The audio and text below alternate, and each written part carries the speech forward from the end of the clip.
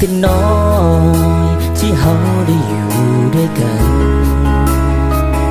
ก็คือเพื่อนนั้น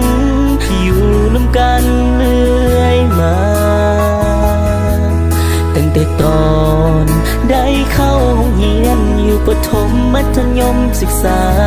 ช่วงวันเวลามันมีค่าเหนือคำบรรยายพอถึงวันที่เฮาต้องห่างกันไปสู่มหาลัยเพื่อไปตามหาความฝันไปหำเฮี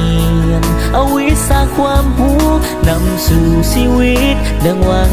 ต้องมาแยกทางเพื่อไปสร้างความฝันให้เป็นจริงคำว่าเพื่อนคำนี้บอกเคยจืดจางทั้งด้านคน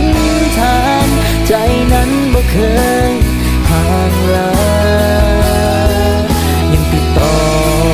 ทางเฟซและไลน์โทรสายวอทส์แอปมาหาส่งข่าวไปมาโทรเห็นหน้าบอกว่าคิดฮอดกันบนเส้นทางชีวิตอันแสนเหงาไกลจงหูเอาไว้จะอยู่ใสก็คือเพื่อนกันคำสั้นๆคำนี้คำเดียวมูลเสียวความหมายสำคัญตั้งแต่วันนั้นถึงปัจจุบันเพื่อนกันบ่เปลี่ยนแปล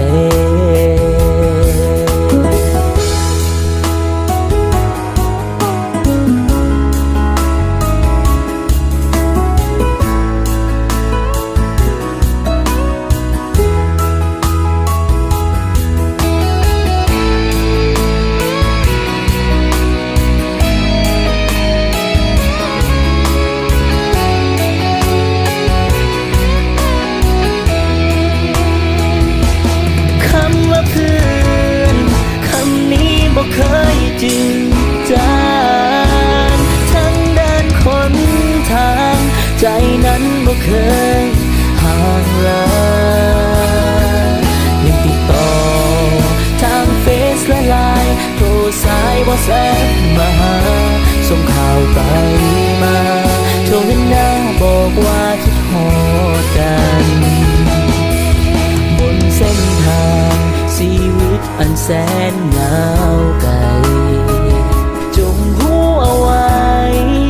จะอยู่ใสก็คือเพื่อนกัน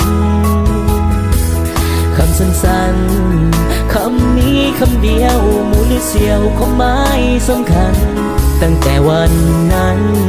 ถึงปัจจุบันเพื่อนกันบ่เปลี่ยนแปลงตั้งแต่วันวานหรืออีกจากวันเอาเพื่อนกันตลอดไป